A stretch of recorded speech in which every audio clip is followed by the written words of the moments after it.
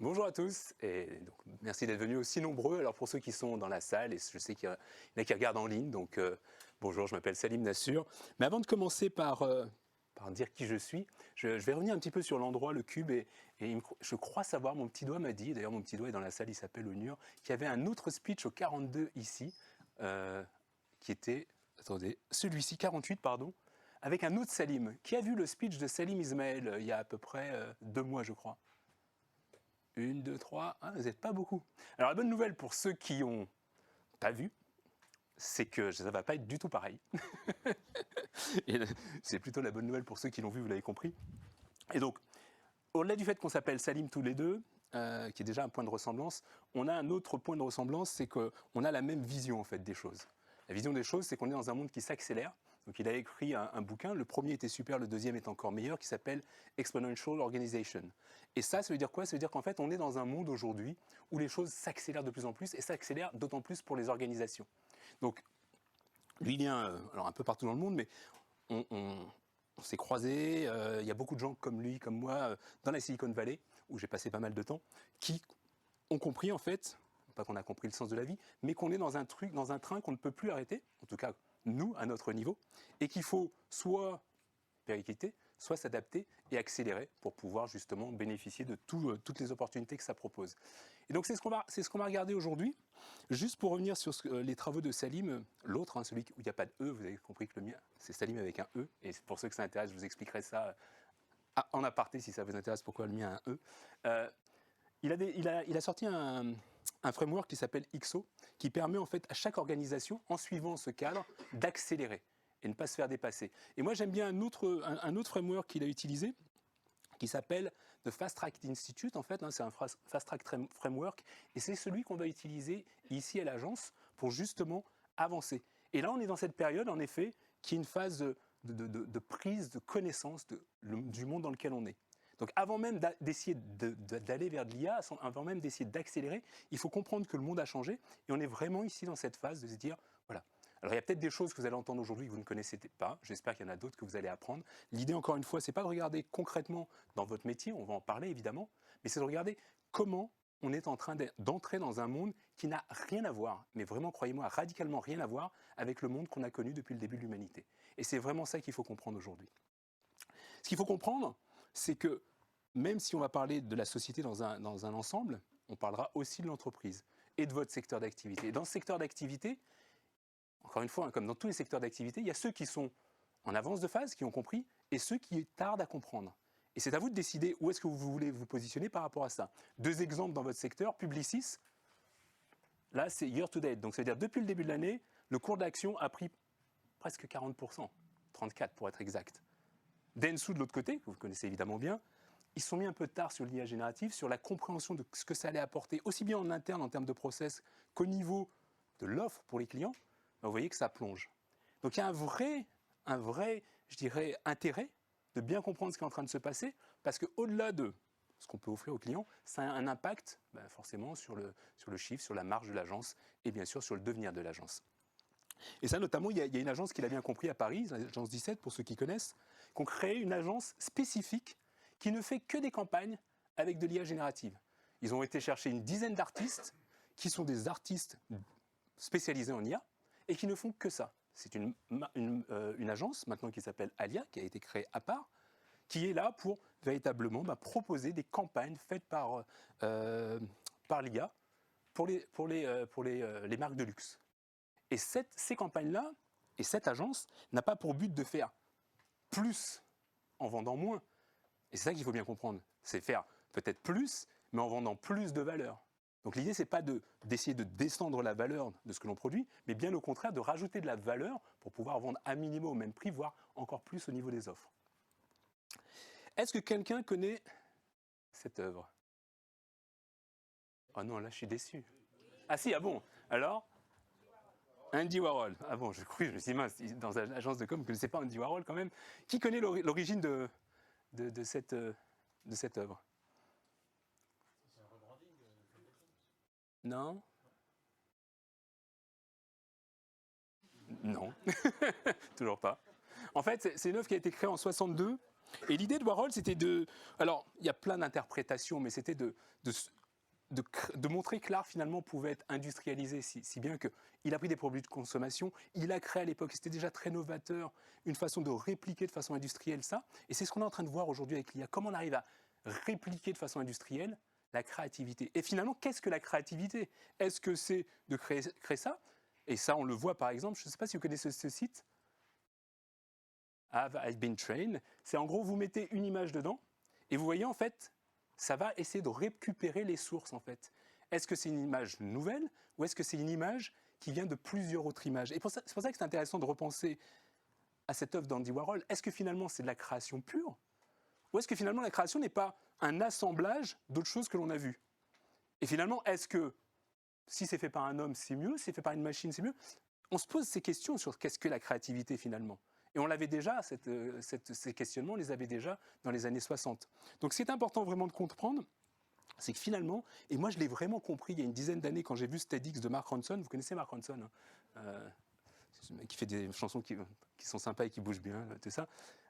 Il a fait un TEDx que je vous invite à regarder sur le sampling. Et en fait, pour moi, jusqu'au moment où je regardais ça, je me disais, le sampling, finalement, c'est quelque chose qui est... J'ai pas mis mon timer, pardon. Je n'aurais pas démarré. Oh. C'est quelque chose qui était un peu du vol, finalement, quand vous savez, qu'on prenait des samples de musique. Et là, il vous explique que finalement, avec plusieurs morceaux, vous pouvez faire une création originale. Et c'est un petit peu ce qui est en train de se passer avec l'IA. C'est qu'il y a des débats, et il y en aura encore beaucoup, sur qui a la propriété.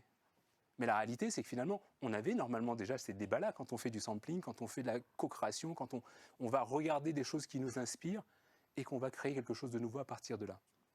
Donc, question que j'adore poser quand je fais des conférences, normalement ça devrait bien se passer ici, qui a déjà essayé ChatGPT? Ouais, alors on est presque à... Si, c'est ça, on est presque à 100%, ce qui est génial, parce que je la pose depuis le début de l'année, et au fil du temps, et en fonction des secteurs d'activité, ben, il y a de plus en plus de bras qui se lèvent, et c'est une bonne chose. Après, il faut l'essayer, il faut vraiment la comprendre. Notamment, je parlais, et c'est pour ça que je mettais cet exemple auprès d'experts comptables, et je leur posais cette question. Alors, je ne vous la pose pas à vous directement, mais je la pose pour les experts comptables. Est-ce que vous pensez que le poste de comptable pourra, même pas expert comptable, un comptable pourra disparaître dans les 5 prochaines années, à votre avis? Oui, une fois? Oui. La réponse, c'est que c'est oui, en fait. Il y a de grandes chances que c'est un job qui va quand même être amené à, au mieux évoluer, au pire disparaître. Et ça, il faut vraiment en prendre conscience, de dire comment maintenant, une fois que je sais ça, comment moi, en tant que comptable, je vais me préparer pour la suite. Je leur faisais une petite démo d'ailleurs que je vous montre. Hop, si ça fonctionne. Et ça, je le faisais au premier trimestre de cette année. Donc, Agent GPT, vous voyez ce que c'est? Et en fait, Agent GPT, c'est une espèce de méga chat GPT qui va prendre plein d'instances et vous allez lui poser une seule question et lui va utiliser plusieurs séquences d'IA, on va la faire comme ça, pour aller répondre à votre question. Donc il va pouvoir, à une question simple, hein, quel système de pay tag je vais mettre en place, lui il va comprendre ce que vous lui demandez et il va le saucissonner en sous-tâches.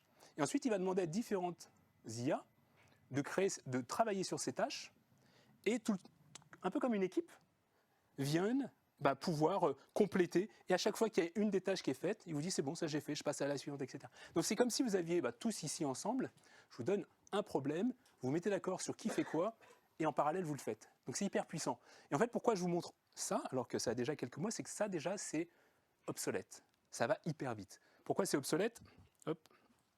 Parce qu'en fait, vous connaissez Sam Altman, OpenAI, le mois dernier, ils ont lancé, donc c'est la première conférence d'OpenAI, la conférence Dev, et ils ont lancé quelque chose qui s'appelle des GPTs. Donc ces fameux GPT, c'est ce que je vous montrais là, c'est avoir des mini chat GPT que vous allez pouvoir entraîner sur un domaine particulier. L'idée, c'est de se dire, celui qui, je veux faire, là par exemple, vous avez un truc pour le poker, mais on pourrait très bien faire quelque chose pour le contenu, un autre pour les RP, un autre pour le design. Avoir ses propres GPT, qu'on va entraîner soi-même avec ses propres jeux de données, c'est tout à fait possible aujourd'hui avec ChatGPT, même en gardant une certaine confidentialité, parce que soit vous vous dites, OK, ce que je balance dedans, c'est récupéré par OpenAI, soit il y a une cage à cocher en espérant qu'ils ne trichent pas, ils ne vont pas se servir de vos données. Et juste le mois d'après, donc il y a peu de temps, hein, il y a quelques jours, Google a enfin introduit Gemini. Vous avez entendu parler de Gemini? Ouais?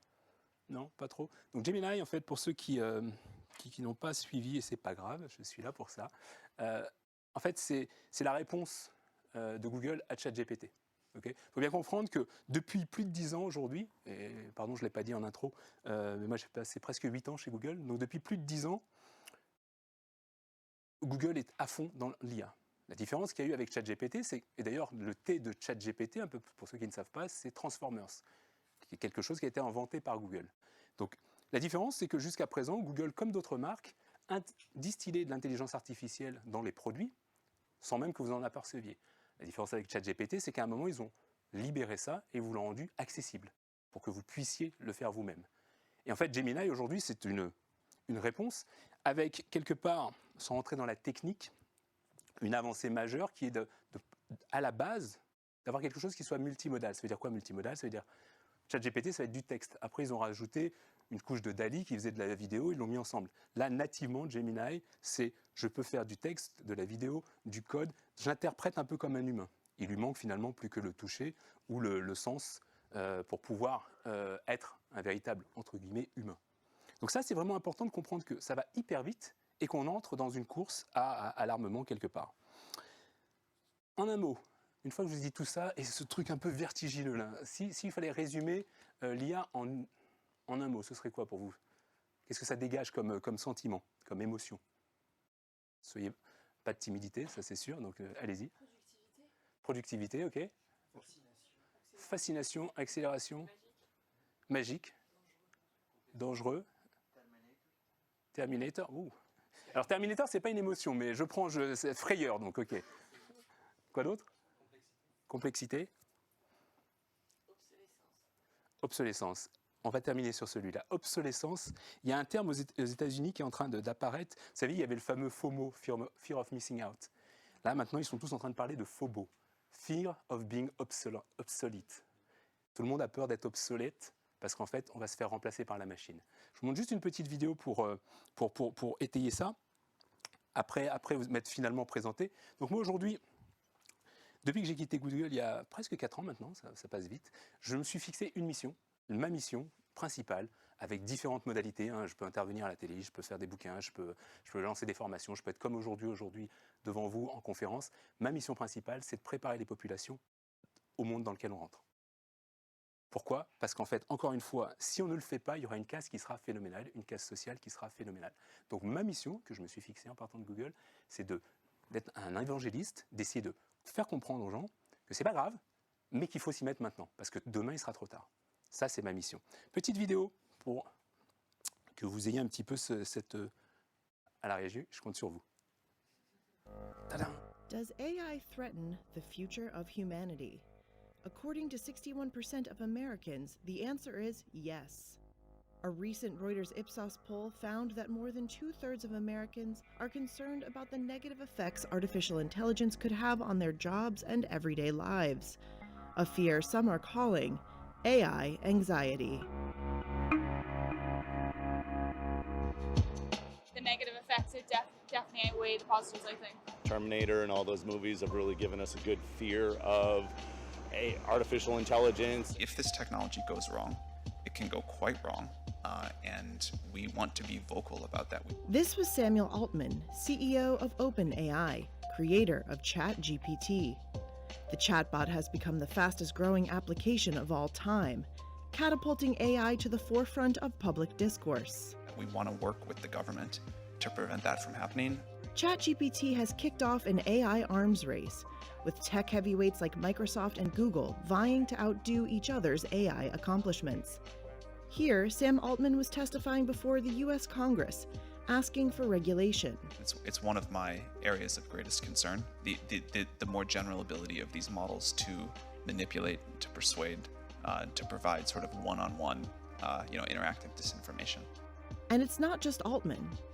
Other top AI executives have joined experts and professors in highlighting the risk of extinction from AI, putting it on par with risks posed by pandemics and nuclear war. Here's computer scientist Geoffrey Hinton, widely known as one of the godfathers of AI. And these things will be extremely skilled manipulators because they'll have learned from all the manipulations people ever did. So they'll be much better than a person at manipulating us. It'll be like you manipulating a 2-year-old. In May, Hinton announced he had quit Google after a decade at the firm, saying he wanted to speak out on the risks of AI. Given that we're going to face an election next year and these models are getting better, I think this is a significant area of concern.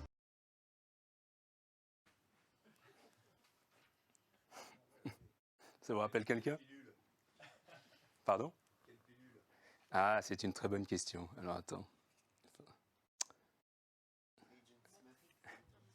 Ça vous rappelle quelqu'un? Quelle pilule? Ben, justement, on en est là. Vous voulez la rouge ou la bleue? Alors, la bleue, si vous la prenez, on continue comme d'habitude, je vous dis rien et tout va bien se passer. La rouge, si vous décidez de la saisir, je vous explique tout ce qui va se passer dans les années à venir, mais par contre, il n'y aura pas de retour en arrière. Vous serez au courant, avec le bon et le mauvais. Vous prenez la rouge ou la bleue? Rouge, pas peur? Il n'y a pas de retour. Hein.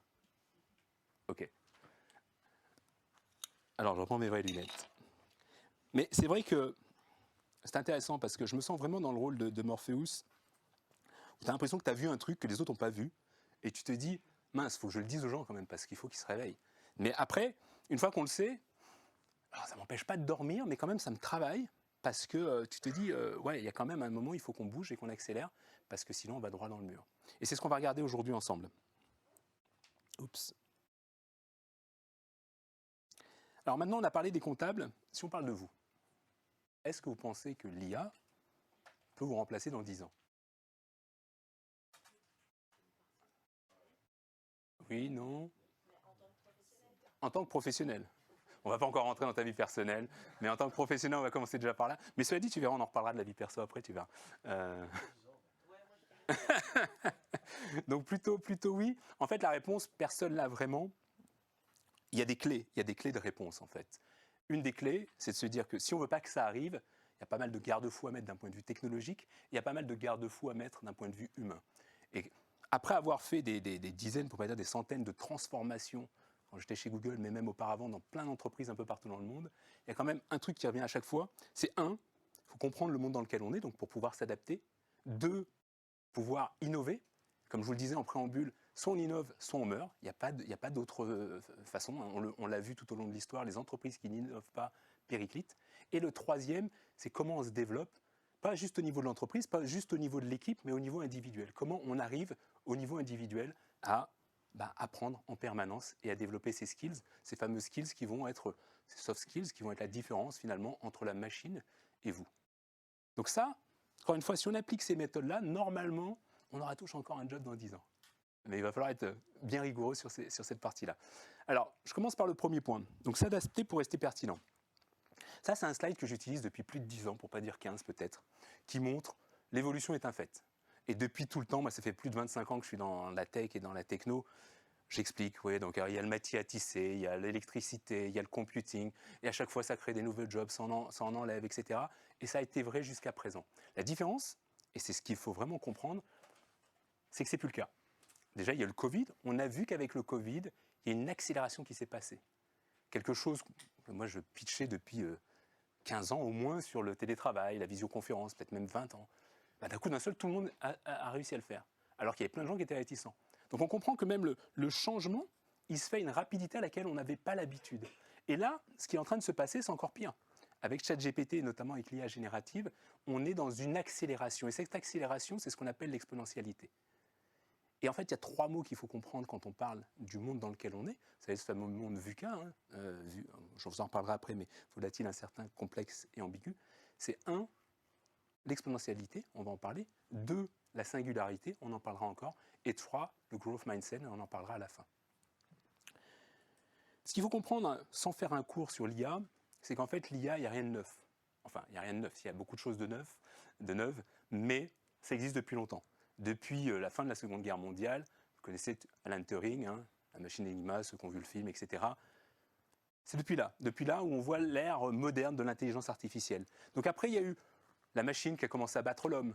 avec Watson et Kasparov. Il y a la machine qui a continué à battre l'homme avec AlphaGo de DeepMind. DeepMind, c'est le bras armé d'intelligence artificielle de Google en 2016, où elle n'a pas juste battu l'homme en fait en 2016. Et c'est là où il y a eu une prise de conscience. À ce moment-là, j'étais encore chez Google, de se dire oh, il y a un truc qui est en train de se passer.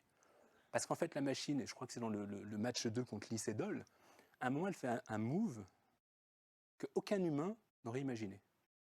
Qu'aucune personne qui a programmé la machine n'a imaginé. Et ce qu'on a appelé le coup de Dieu, finalement. C'est quelque chose qu'on s'est dit, tiens, la machine a des outcomes, en tout cas des sorties qu'on n'aurait pas imaginées. Et là, on se dit, tiens, il se trouve vraiment quelque chose qui est en train d'être différent. Jusqu'à présent, on programme un truc, ce qui sort, on sait exactement ce qui sort. Là, on arrive dans un monde où on programme des choses et on ne sait plus vraiment ce qui sort. Je te coupe, à ce stade, ça n'a toujours pas été intégré? Ce fameux move qui était... Ouais. Intégré, tu veux dire compris? compris. Non. Non, à ce stade, c'est toujours pas compris en fait. Et c'est là où c'est intéressant parce qu'après, quand on parle de créativité, oui, moi je fais partie des gens, il y a deux écoles, mais moi je fais partie des gens que la machine peut amener de la créativité parce qu'en fait, elle a des données, des tonnes de données. C'est pour ça que je vous parlais d'Andy Warhol au départ. En fait, c'est quoi la créativité? C'est tout ce qu'on a pu observer depuis qu'on est là et on va se donner des idées par rapport à ça et on va créer quelque chose de neuf. Et la machine peut voir ça big time par rapport à ce qu'on peut faire nous en tant qu'humains. Et ça, en fait, il y a eu le mois dernier, je ne sais pas si vous avez suivi, un sommet, donc au même Bletchley Park, l'endroit où il y a eu Alan Turing, donc c'est en Angleterre, à côté de Londres, où il y a eu le premier sommet international pour dire, oh là, il faut qu'on se parle au niveau des nations, parce qu'il y a vraiment quelque chose qui est en train de se passer. Et la réalité, c'est qu'il faut vraiment comprendre, c'est comme on dit, un turning point, c'est un moment important dans l'histoire, parce qu'il y a vraiment quelque chose qui est en train de se passer, qui est au même niveau que l'arme nucléaire, si tu veux. Donc ça, c'est quelque chose qui est hyper important à comprendre. Ce qui est important aussi à comprendre, c'est ce que vous voyez ici. Je pense que ce genre de slide, vous l'avez déjà vu, c'est le taux d'adoption en fait. Souvent, on compare l'IA avec le métaverse en disant est-ce que ça va pas être un flop ou machin, etc. Est-ce que c'est pas de la hype encore une fois? Le métaverse, il y a encore 10 gars qui jouent dans leur salon, leur garage, leur salon comme vous voulez, et c'est les mêmes 10 gars qui étaient là au départ. Il y a eu un truc, mais après c'est reparti. Là, avoir en si peu de temps 100 millions d'utilisateurs en l'espace de 2 mois, c'est quelque chose qui est fait pour durer. Il faut bien comprendre qu'en fait, ce n'est pas juste une hype, c'est quelque chose qui est profond et qui est en train de s'accélérer et qui est en train de s'amplifier. Donc ça, c'est quelque chose qui est hyper important à comprendre. Ce qui est important également, c'est ce fameux monde VUCA que moi j'appelle VUC AI. Pourquoi? Parce qu'en fait, volatile, incertain, complexe et ambigu. C'est le monde qui décrit un monde dans lequel on ne peut plus se projeter en faisant des plans à 10 ans, parce que ça va très vite. Et moi, j'ai rajouté cette spécificité des AI. En fait, c'est ce monde VUCA, boosté aux amphétamines grâce à l'IA, et qui fait en sorte que ça va encore plus vite. Et donc, c'est encore moins prévisible que ce qu'on pouvait faire auparavant. Et nous, on est ici. Ici, c'est-à-dire qu'on a une période où il faut prendre des décisions. La courbe blanche, ça aussi, c'est un slide que j'utilise depuis au moins 10 ans, c'est la linéarité d'une entreprise. Typiquement, une entreprise, jusqu'à il y a peu de temps, quelques dizaines d'années d'ici, ou 15 ans peut-être, on progressait. Alors progressivement, d'une année sur l'autre, 10, 5%, 4% de croissance, et c'était assez prédictible. Puis arrivé le numérique, c'est la courbe bleue. Il y a une accélération. Les gens qui sont partis dans le numérique sont allés beaucoup plus vite, les autres commençaient à péricliter. Et aujourd'hui, il y a cette courbe orange, VUCA, où encore une fois, il va falloir s'adapter, mais encore plus rapidement, pour ne pas se faire disrupter. Et même des entreprises digitales sont en train de se faire disrupter aujourd'hui parce qu'elles n'ont pas encore pris ce virage. Donc il faut vraiment comprendre cette accélération qui est hyper importante pour se dire que pour pouvoir accélérer, il faut être au centre de ces 3 piliers. Et ces 3 piliers, ils fonctionnent dans n'importe quelle entreprise. Le premier, c'est évidemment la technologie. Bien comprendre et utiliser cette technologie, c'est capital pour pouvoir prendre les opportunités qui s'offrent. Une fois qu'on a compris et appréhender cette technologie, ça veut dire qu'on va changer un peu ses process, on va changer son business, on va inventer de nouvelles offres. Et c'est cette partie business qui est hyper importante. Et enfin, je le garde à la fin alors que c'est la plus importante, évidemment, c'est les people. Comment on transforme notre façon de voir les choses, comment on reshuffle un petit peu notre vision du monde pour s'adapter à tout ça. C'est l'exemple de l'agence 17 dont je vous ai parlé tout à l'heure. Ils n'ont pas fait une division dans l'agence, ils ont recréé une agence complètement différente pour se dire non, on ne veut pas avoir les mêmes biais que d'habitude, on va créer from scratch, depuis le début, quelque chose de complètement différent. Et c'est ça qu'il faut réussir à faire, à retourner son cerveau pour pouvoir être prêt à saisir toutes ces opportunités, car comme le disait Andy Grove, dans les périodes un peu chahutées, c'est les entreprises qui saisissent les opportunités qui réussissent le mieux. Petit test rapide. Imaginez, je vous donne 1 million d'euros, là maintenant, où je vous dis, je vous donne 1 centime d'euro que je multiplie par 2 pendant 31 jours. Instinctivement, vous allez vers quoi? Ouais, c'est pas vrai. C'est pas vrai. La plupart des gens prennent 1 million. Oui, parce que tu connais le trick, mais la plupart des gens prennent 1 million. La réalité, c'est que si je te donne 1 centime que je multiplie tous les jours pendant 31 jours et que j'applique cette formule exponentielle, parce que c'est la formule de l'exponentialité, à la fin de tes 31 jours, tu n'as pas 1 million, mais tu as 10 millions d'euros. En fait, c'est ça qu'il faut bien comprendre, c'est qu'aujourd'hui, quand j'entends des gens me dire « ChatGPT 3.5, 4, c'est pas terrible », peut-être, sur certains points, vous avez raison. Mais après, qu'en sera-t-il de ChatGPT 5, 6, 10 ? Et en fait, c'est cette notion d'exponentialité qu'on n'a pas nous en tant qu'humains. On est linéaire dans notre façon de penser. Or, il faut penser exponentiel. Si on commence à penser exponentiel, on se dit que oui, ce qu'on voit aujourd'hui, c'est peut-être bien, peut-être pas bien, mais ça va continuer à s'améliorer. Et de 3.5 à 4.0 de ChatGPT, c'est déjà une énorme évolution. Et quand on sera au 5, j'en parle même pas. Et c'est la même chose qui est en train de se passer avec Gemini, c'est un peu la même chose qui est en train de se passer avec toutes les IA qui sont faites par ces gros mastodontes. Donc ça, c'est vraiment important de comprendre cette exponentialité. Et c'est même des... je ne sais pas si vous avez eu l'occasion de le voir, j'interviens assez régulièrement, tiens d'ailleurs, mercredi soir, sur BFM Business, dans l'émission Tech & Co, petite pub pour mon ami François Sorel. Mais même des spécialistes avec lesquels on discute parfois ne comprennent pas cette notion. Elle est hyper importante à comprendre. Vous voyez, par exemple, à gauche pour moi, oui c'est ça, gauche pour vous aussi, vous avez Optimus. Ça, c'est le robot qui a été lancé par Elon Musk il y a à peu près 2 ans.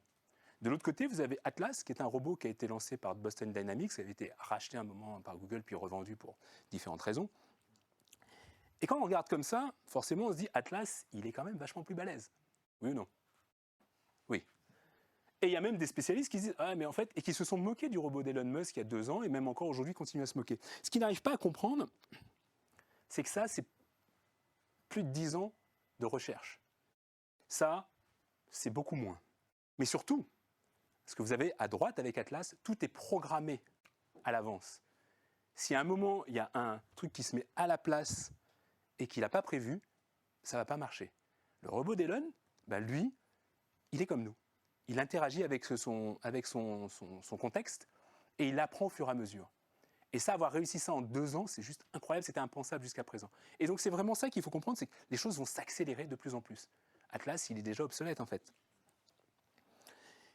Une fois qu'on a dit ça, ça veut dire qu'il va y avoir pas mal de remous au niveau global, au niveau de la société. Comme je l'ai dit, on va voir au niveau de la société, au niveau de l'entreprise, et on terminera avec vous. Au niveau de la société, il y a plein de trucs géniaux. Hein. Ça va de la création de films, en passant par la résolution de différentes maladies, du réchauffement climatique, même s'il y a une part de responsabilité des industries numériques dans le réchauffement climatique. Mais il y a pas mal de choses qui sont très positives, et ça va jusqu'à l'autre bout du spectre, avec un petit truc comme l'extinction de l'humanité potentiellement, ça peut arriver aussi. Donc voilà, donc il y a vraiment beaucoup de choses d'intéressantes et de moins intéressantes, en tout cas plus flippantes, qui vont arriver avec l'IA et avec l'IA générative. Et je vous parlais de l'impact en fait de l'IA sur la planète. Encore une fois, c'est compliqué de savoir est-ce que c'est positif ou est-ce que c'est négatif. Plus on va développer l'IA, plus on va trouver de solutions, mais plus on développera l'IA, plus on aura besoin de ressources pour pouvoir trouver ces solutions. Donc c'est un peu la poule, pour l'instant on ne sait pas trop où on en est, on essaie d'avancer, on continue là-dessus. Pardon, je vais hyper vite, hein. Si jamais je vais trop vite, vous levez la main, j'irai pas moins vite, mais au moins je saurai que vous êtes perdu et comme ça on verra comment ça se passe. Okay. Donc ce qu'il faut vraiment comprendre d'un point de vue macro, c'est qu'aujourd'hui on est dans une course qui va hyper vite, et en fait c'est une course non pas à l'intelligence finalement, mais c'est une course au dollar. Okay. Parce qu'aujourd'hui, alors ça change tous les mois, mais les prédictions qui sont faites sur ce que va apporter en termes de création de valeur, ou en termes de, en tout cas au moins pour des actionnaires, c'est hyper important au niveau de l'IA. Et ça, c'est ce qui nous amène aujourd'hui à moi ce que j'appelle un moment Spoutnik. Vous voyez Spoutnik, hein, ce qui avait été envoyé dans l'espace, hein, par les Russes. Et à ce moment-là, ben, les Américains ont été piqués au vif. Donc ils se sont dit, ah mince, ils ont envoyé un truc dans la Lune. Et Kennedy, John Fitzgerald Kennedy, qui était le président à l'époque, il est monté sur une estrade et il a dit aux gens comme ça, avant la fin de la décennie, on sera les premiers à envoyer quelqu'un sur la Lune. Bon, quand il est redescendu de l'estrade, les gens lui ont demandé, ah ouais, comment on va faire? Il ne savait évidemment pas. Mais ça a lancé toute une nation à courir derrière ce truc-là et ils ont finalement réussi à le faire. Et en fait, ce qui est en train de se passer avec l'IA, c'est exactement ça. C'est-à-dire qu'on est dans un truc où il y a une course, non plus juste des entreprises, Google contre Amazon, contre Facebook ou OpenAI. Non, on est vraiment dans une course à l'armement entre la Chine et les États-Unis. L'Europe essaye d'avoir son mot à dire, mais c'est vraiment dans cette course-là qu'on est. Et c'est pour ça que je mettais cette affiche de Oppenheimer, parce que ça me fait vraiment rappeler ce moment où on était dans cette course un peu effrénée et qu'on est en train de libérer une puissance qu'on ne maîtrise pas. Il faut bien comprendre ça avec l'IA, c'est une puissance qu'on ne maîtrise pas complètement. C'est pour ça qu'en fait, si on reste encore un petit peu au niveau macro avant de redescendre un peu, il y a deux blocs qui s'affrontent, les États-Unis et la Chine. Et alors, vous avez entendu parler de ChatGPT, mais il y a évidemment Bard, il y a évidemment plein de modèles qui se mettent en place. Mais ce dont vous entendez parler en Occident, ça n'a rien à voir avec ce qui est en train de se passer en Chine. En Chine, on appelle même ça la guerre des 100, parce qu'en fait, ils ont 100 modèles différents. Vous voyez, il y a tellement de modèles, ils sont en train d'en développer chaque jour. Et ils ne sont pas que stupides, hein. Donc il y a un moment, ils vont arriver avec des super modèles. Et on est dans cette bataille entre ces deux plaques. Et au milieu de ça, on a l'Europe qui régule. Alors, j'en vois sourire. Jusqu'à présent, effectivement, avec mon background dans la tech, j'étais plutôt contre la régulation parce qu'effectivement, on dit toujours que la régulation limite l'innovation, ce qui est en partie vrai. Là, dans le cadre de l'IA, c'est hyper important de comprendre qu'il faut réguler. Et il faut surtout empêcher ces deux plaques d'arriver à rentrer dans la tête de nos concitoyens, parce que c'est ça qui est en train de se passer. Et d'ailleurs, on a vu déjà des prémices avec les réseaux sociaux, notamment avec TikTok par les Chinois, l'envahissement de ce qui se passe. Et en fait, il y a Gemini qui, un petit peu plus smart qu'OpenAI, va essayer de jouer un peu dans les cadres, mais tout en continuant cette course vers le pouvoir. Et donc là, au-delà de la course vers le pouvoir, il faut vraiment comprendre en fait tout ça, et notamment quand vous parlez à vos clients, vraiment qu'ils aient conscience qu'à un moment, ce qui génère tout ça aussi, et qui power tout ça, qui entretient, c'est ce qu'on appelle ces fameux chipsets, vous savez. Donc, vous voyez ce qu'est un GPU. Donc en gros, c'est un CPU, donc un composant qui va permettre de justement faire ces calculs d'IA. Et aujourd'hui, il y a une grosse bataille là-dessus, parce qu'il y a Nvidia, donc il y a AMD qui lance aussi des choses. Tout le monde commence à en lancer, Microsoft, Google, ça fait presque 10 ans maintenant qu'ils ont des TPU, donc c'est pour TensorFlow, leur propre modèle. Et on se rend compte qu'aujourd'hui, pareil, il y a un cours de l'action qui monte. Et quand on parle de ces grandes tectoniques de plaques qui sont les États-Unis, qui essayent de ne pas rendre accessible aux Chinois ce genre de puces pour pas qu'ils puissent développer leur propre IA grâce à ces puces-là, de l'autre côté, vous avez les autres qui vont dire « n'oublie pas, la mémoire, elle est faite en Corée du Sud. Les connecteurs, ils sont faits en Chine. » Donc. Et donc là, vous voyez qu'il y a vraiment des guerres qui sont géopolitiques, beaucoup plus importantes que nous, ce qu'on peut faire à notre niveau avec une IA générative. Encore une fois, ça ne change pas votre quotidien, mais ça vous permet vraiment de comprendre où on va et pourquoi en fait il y a tellement d'agitement autour de ça et pourquoi ce n'est pas juste une hype, c'est quelque chose qui est fait pour durer de façon massive.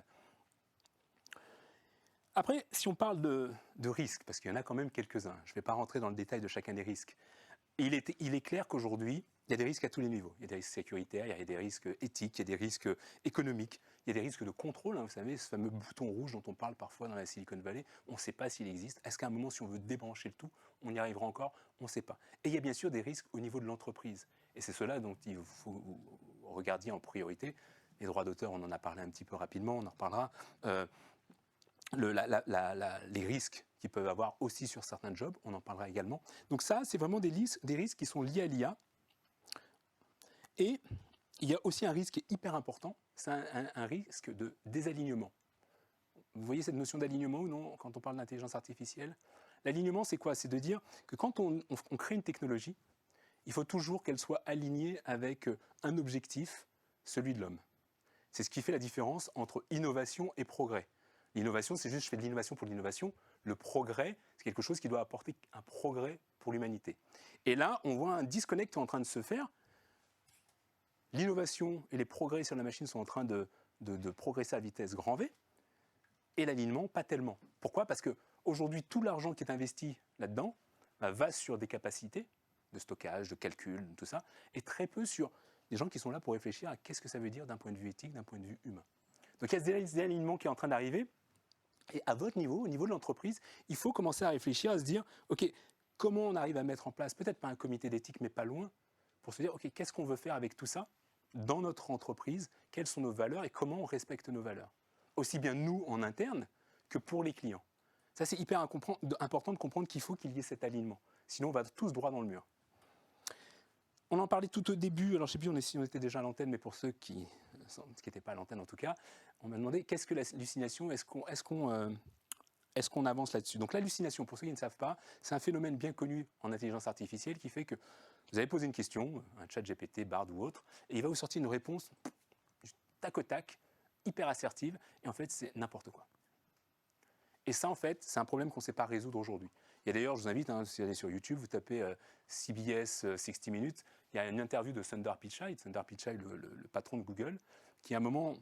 Alors, 60 Minutes, j'aime bien, il pose des vraies questions de journalistes, et il lui demande, mais alors, c'est le problème d'hallucination où, grosso modo, vous demandez un truc à un ordinateur et vous ne savez pas, vous qui avez créé le truc, répondre et nous dire pourquoi il répond ça, est-ce que c'est vrai?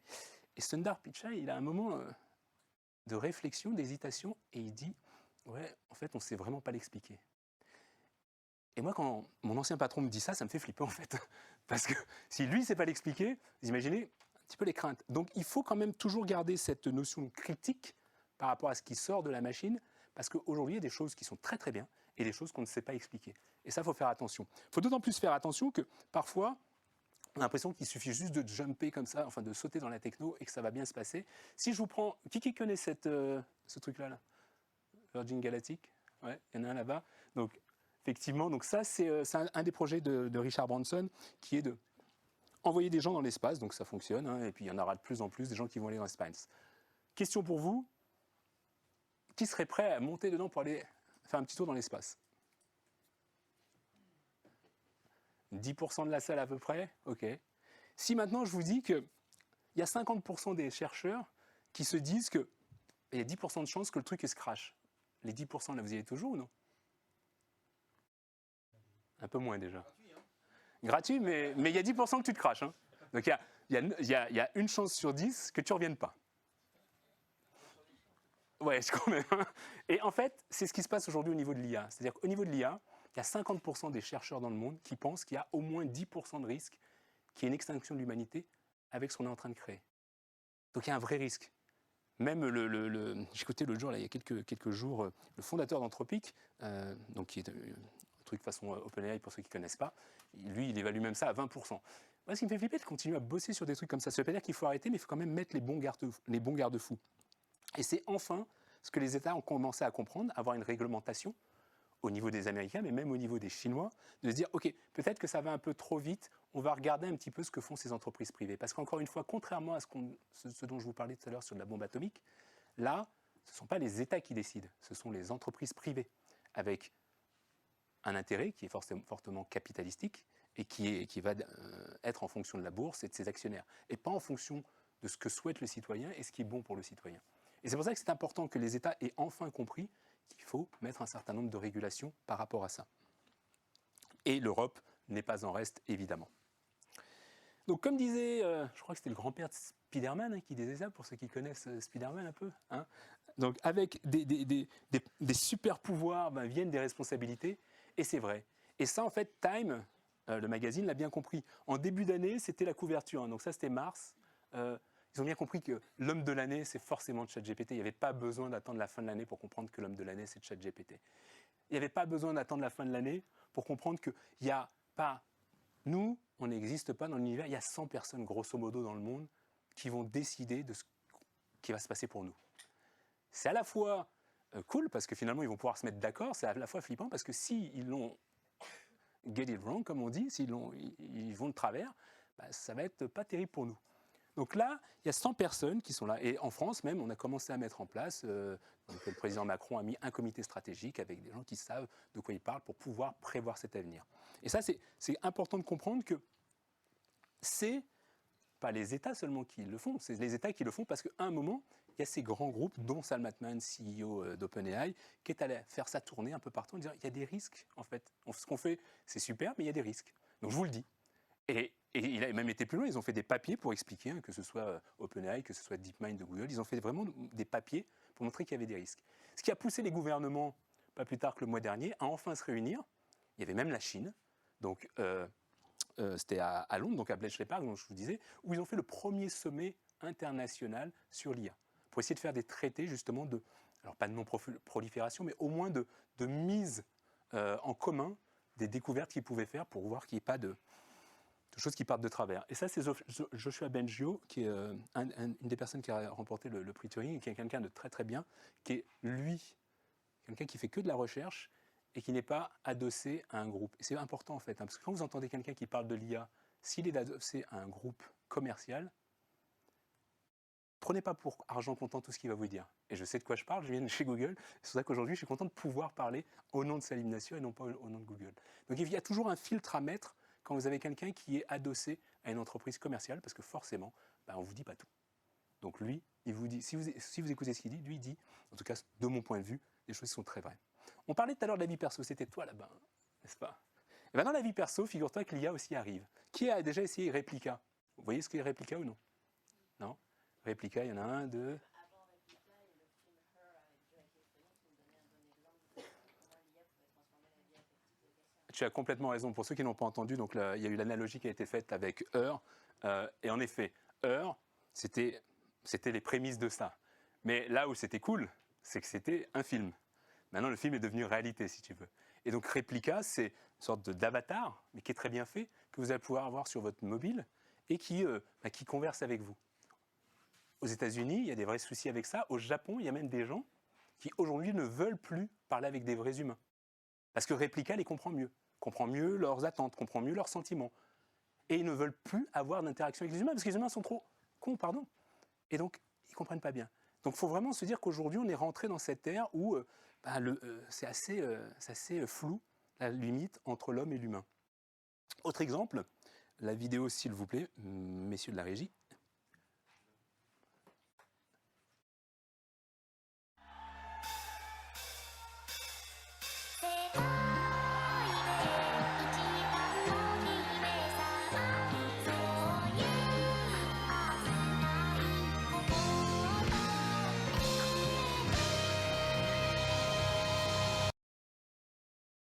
Qui connaît? Ah, c'est qui? Ok.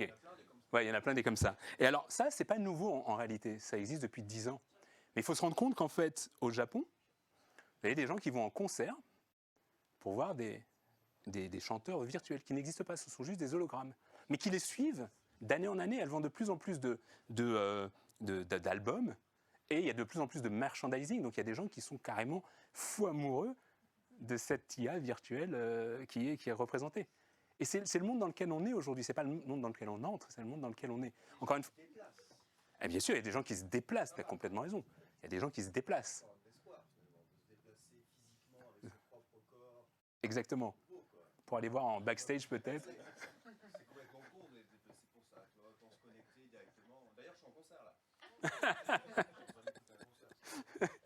Mais tu as raison, c'est encore plus dingue, c'est qu'ils se déplacent. Mais en fait, moi je ne suis pas là pour juger est-ce que c'est bien ou c'est pas bien. En fait, je suis juste là pour vous faire un état de ce qui est aujourd'hui et comment le monde, et donc vos clients, vos consommateurs, sont en train de consommer ce monde qui est en train de changer. Si on ne prend pas conscience en fait, qu'il y a des vrais changements culturels, on ne peut pas proposer les bonnes campagnes, on ne peut pas proposer les bonnes coms par rapport à ces gens-là, parce que sinon on va être déconnecté. Donc il faut vraiment comprendre que le monde est en train de changer, et que ça fait déjà un petit moment que ça se passe. Autre exemple, oups. Ça, pareil, ça vient d'Asie, donc il y a pas mal de choses pourquoi ça ne se lance pas? Voilà. Il y a pas mal de choses, je ne vous mets pas le son, mais, parce que de toute façon, elle parle chinois, mais il y en a qui parlent chinois, non? C'est bon? C'est bon. Donc, en gros, ça, c'est un avatar. C'est une youtubeuse chinoise, d'ailleurs coréenne, pardon, je crois, qui a pris quelques dizaines, même pas, un peu moins de 10 000 euros, et a fait reproduire son parfait avatar. Et maintenant, elle fait des vidéos à la chaîne comme ça. Elle peut être à la plage, elle peut être sur les toilettes, où vous voulez. Elle peut faire des vidéos. Elle balance juste son texte et il y a quelqu'un qui va faire ça à sa place. Vous imaginez la puissance du truc? Comment elle est en train... Déjà, elle était forte, mais elle est en train d'inonder les réseaux avec du contenu. Encore une fois, je ne suis pas là pour dire c'est trop, c'est passé. Je dis juste que ça se passe en ce moment. Elle n'a plus besoin d'être en face de la caméra pour le faire. Encore autre exemple que j'ai vu, alors ça c'est au Japon, mais j'étais à Singapour aussi cet été, et j'ai vu la même chose. Au début c'est assez rigolo, mais en fait c'est pas très rigolo. C'est quoi? C'est un robot qui arrive et qui vous sert en fait. Donc, il ne vous sert pas complètement parce qu'il ne sait pas faire le dernier miles, mais ça arrivera avec les robots à la Elon Musk. Mais il arrive, il porte les plateaux, et vous avez une interaction avec lui. Alors, ce qui est assez fou, et je n'avais pas compris au début, c'est que celui qui vous parle, ce n'est pas le robot, c'est un serveur. Mais il n'est pas au resto, il est chez lui. Alors, à tous les serveurs qui voulaient faire de la restauration en télétravail, au Japon, c'est possible. C'est dingue quand même. Le gars se dit, je suis dans mon lit, bonjour, qu'est-ce que vous voulez, je vous en remets deux, etc. Alors, c'est drôle, et en même temps, c'est super flippant, parce qu'en fait, ce qu'il n'a pas compris, lui, c'est qu'à un moment, ce sera plus lui, ce sera une IA, parce qu'on aura mis une IA à l'intérieur, et on n'aura plus besoin de lui, et pour le coup, il pourra rester vraiment chez lui. Donc, il faut qu'il commence à réfléchir à qu'est-ce que je vais faire après, parce que s'il reste là, on sait qu'après, il va rester dans son lit, et ça va être un peu compliqué. Donc, ça, encore une fois, quand Sam Altman il a fait son petit tour du monde et qu'il a vu tous les présidents, les gens importants dans le monde, il a fait quelques recommandations. Je ne vais pas rentrer dans le détail, il y a un super papier qui a été publié en mars d'OpenAI là-dessus, je vous invite vraiment à le lire. By the way, écrit noir sur blanc, son objectif c'est de virer 80% des jobs et de les remplacer par l'IA. Il l'a écrit, il est en train d'essayer de le faire. Est-ce que c'est souhaitable, pas souhaitable?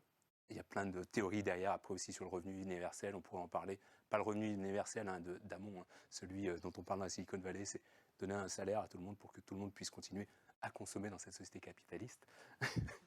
Ah oui, parce que sinon, ce n'est pas les IA qui vont acheter nos produits. Mais il y a un truc hyper important qu'a dit quand même Sam Altman dans ce rapport qu'il a fait avec ses copains, c'est la formation. La formation, c'est vraiment clé pour comprendre comment ça va évoluer, comment on arrive surtout à évoluer dans ce monde qui va hyper vite. Et donc ça nous amène à ce deuxième point, c'est innover. Parce qu'on va se former, mais on va innover, on va continuer à avancer et à créer des choses. Alors, petite vidéo de mes amis de la régie pour qu'on vienne un peu plus dans le cœur du sujet avec vos secteurs d'activité. Welcome back. It is time for today's Tech Check. The growth of AI has threatened to reshape countless industries, but maybe none more so than advertising. Platforms have long used complicated machine learning to target ads, but now technology like ChatGPT is being used to create ads, create new, custom, creative. Julia Borson took a deep dive into how it could reshape the economics of the business. The future of advertising is here, thanks to generative artificial intelligence. The models that are generated here are not real people. This is a fully AI-generated model. Don't need to hire the model. You don't need to hire the cameraman. That's what Scale AI offers marketing agencies and brands.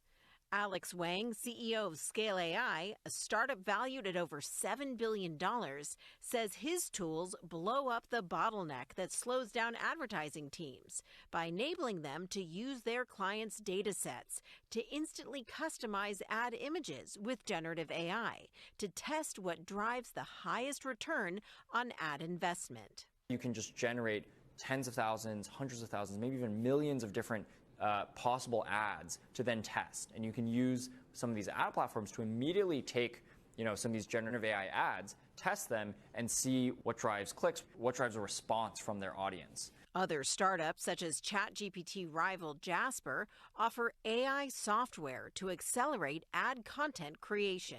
You can create eye-catching marketing and advertising copy in seconds. And Meta says it's working on the ability for brands to use generative AI to create ads. For now, it offers AI tools to A/B test ads and quickly improve. And while Google has integrated AI into ad creation and targeting for years, it hasn't yet launched generative AI options.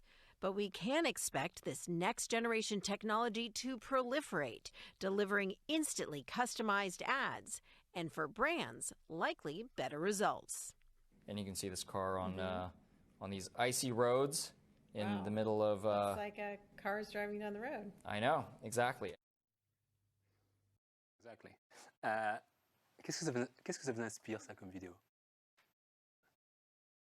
Tristesse, j'ai entendu. OK, what else?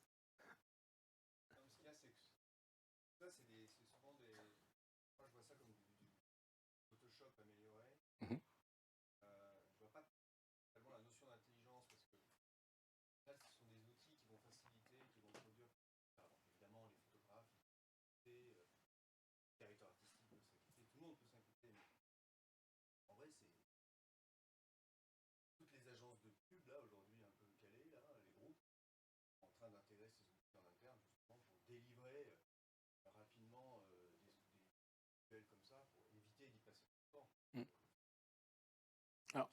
bien sûr, tu as complètement raison. C'est qu'on optimise. Maintenant, la question, mais là, on va partir sur un débat. Ouais, mais après, on aura des questions-réponses. Donc, C'est ça, pourquoi on fait ça, et qui va acheter derrière. Enfin, on rentre dans un truc de consommation. L'acheteur, à la fin, ça va être un robot. Donc, les algorithmes qui vont regarder les pubs. Enfin, on se sent. on est en phase. Donc, ce que tu dis est effectivement un pan important de la réflexion. De l'autre côté, il y a quand même aussi une partie de création, et on pourra en reparler après dans des questions-réponses. Mais oui, il y a toutes ces questions qu'il faut se poser. Notamment, ça me rappelle une campagne, alors, je ne sais plus qui avait fait ça, je ne sais pas si vous avez vu là dans l'année, il y a une marque qui a lancé une campagne en se disant, tiens, c'est génial parce que grâce à ça, justement, en créant ce type d'image, comme vous venez de le voir à l'écran, je vais pouvoir être encore plus inclusif. Je vais mettre plein de gens. Pardon ? C'est Levis, exactement, merci. Ah, t'es forte, t'as dit. Donc c'était Levis, en effet, ils se sont dit, tiens, je vais mettre des gens un peu de tout type. Et ils se sont pris un backlash en disant, bah ouais, mais c'est dommage parce qu'il y a des gens de tout type qui existent, pourquoi vous ne mettez pas les vrais gens et pourquoi vous mettez de l'IA à la place? Donc ça va nous amener des tonnes de questions, ça c'est clair. On continue. Hop. Yes. Voilà. Donc dans votre secteur d'activité, il est clair qu'aujourd'hui, il y a peut-être pas un outil qui sort tous les jours, mais pas loin. Et donc, c'est difficile de regarder. Pour ça, il y a des benchmarks, il y a pas mal de choses, ça vous intéresse, je peux vous en donner, mais qui montrent un peu ce qui fonctionne et ce qui ne fonctionne pas. Vous n'êtes pas obligé de tout tester. Ce qui est important, c'est de comprendre qu'il faut quand même, dans chacun de ces modules, hein, que ce soit de faire de la 3D, que ce soit de faire du code, que ce soit de créer du contenu, il faut tester, il faut l'utiliser au maximum, parce que au-delà de la productivité dont tu parlais, hein, il faut vraiment aussi se dire qu'il y a aussi des moyens de booster sa productivité. Il y a différents use cases, hein, donc j'en ai mis quelques-uns.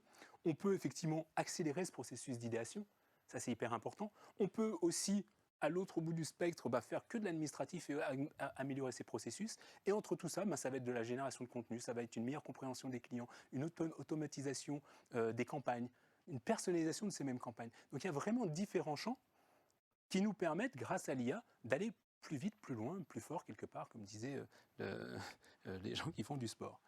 Donc l'idée, c'est vraiment de se dire qu'on peut l'utiliser partout. Par contre, il faut bien comprendre un trend, donc une tendance qui est en train d'arriver, c'est qu'il y aura de plus en plus d'automatisation de ce que l'on fait.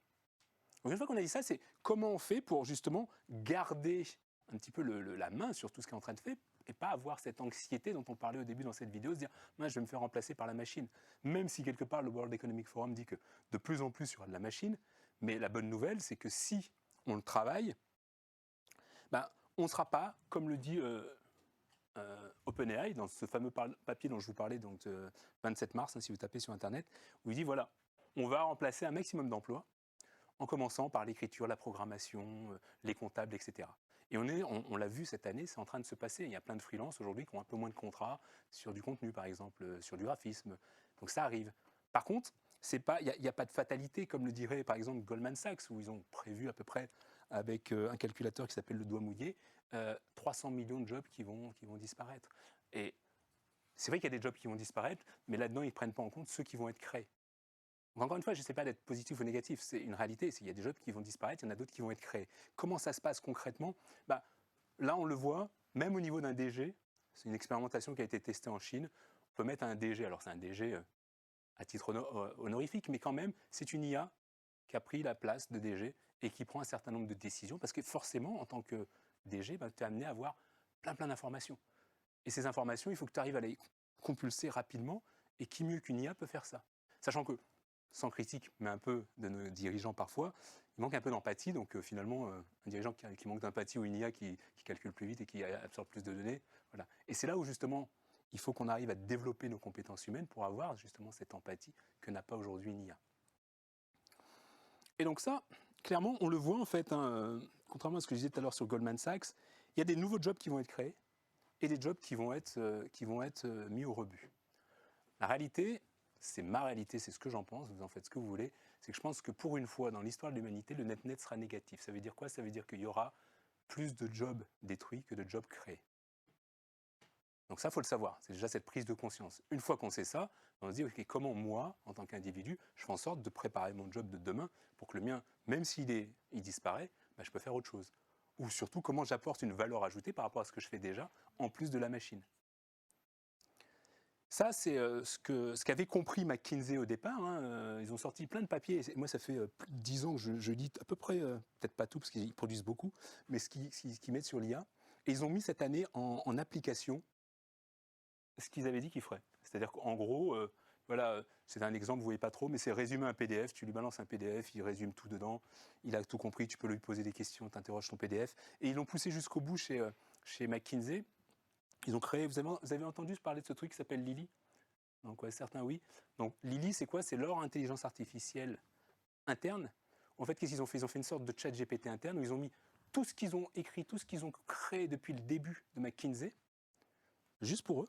Comme ça, en fait, tous les jobs qui étaient faits par des juniors, de compilation de données, etc., aujourd'hui, là où ça prenait peut-être quelques jours, ça prend quelques minutes, pour ne pas dire quelques secondes. On va poser une question, on va voir ça de créer.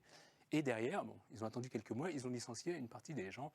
Évidemment, ça n'a aucun rapport, mais quand même un peu.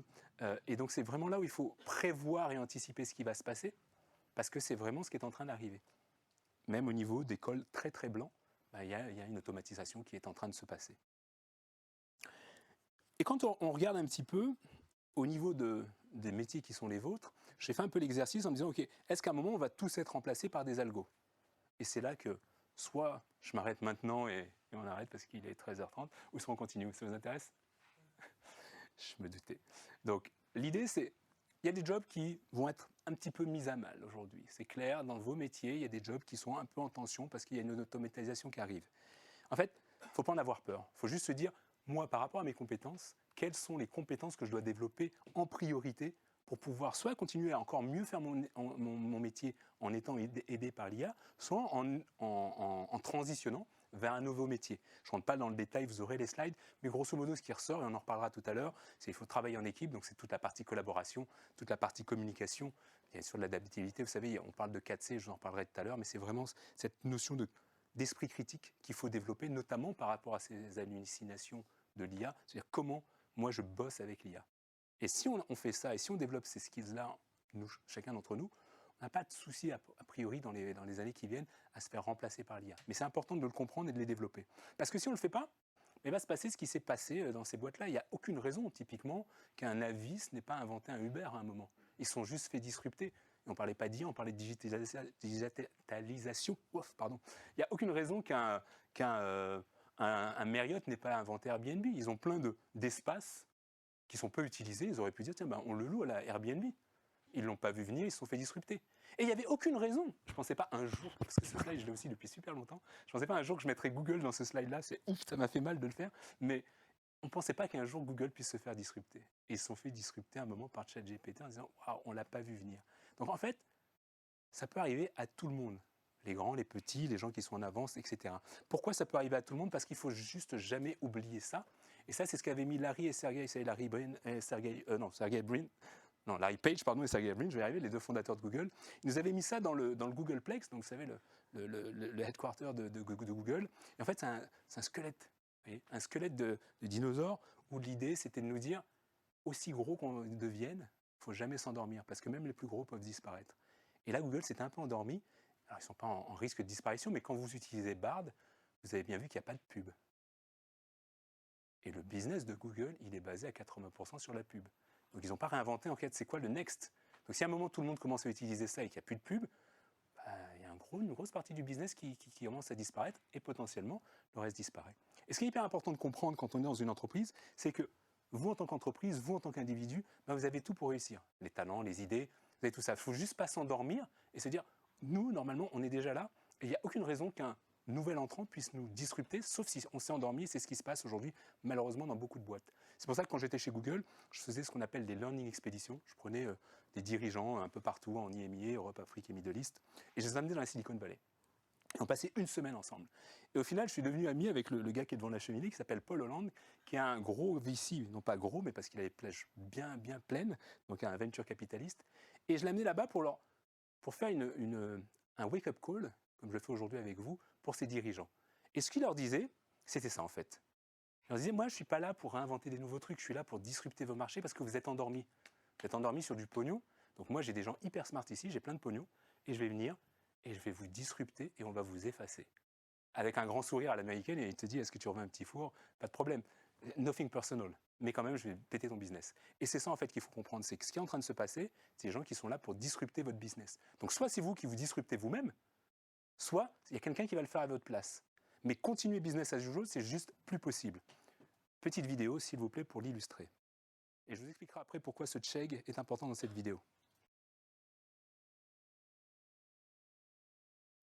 Yeah, so Carl, we have spent a lot of time on the big AI announcements that have been seen as positive catalysts for big tech like Microsoft, Alphabet, NVIDIA, Meta. But now we are starting to see the flip side as well, the downside stock impact. Chegg is the first public company to blame AI and ChatGPT for a major guide down and slower new user growth. And investors, they were properly spooked. As you can see, it is down nearly 50% today.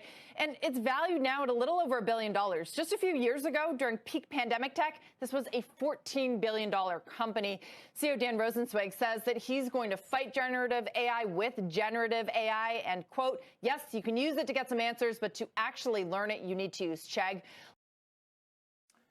Alors, vous allez me dire, c'est quoi Chegg? Pourquoi il nous parle de ça, etc. Chegg, c'est une plateforme qui est super successful depuis des années aux États-Unis. En gros, ça apporte de l'accompagnement scolaire aux lycéens, collégiens, étudiants, etc. C'est un énorme carton commercial.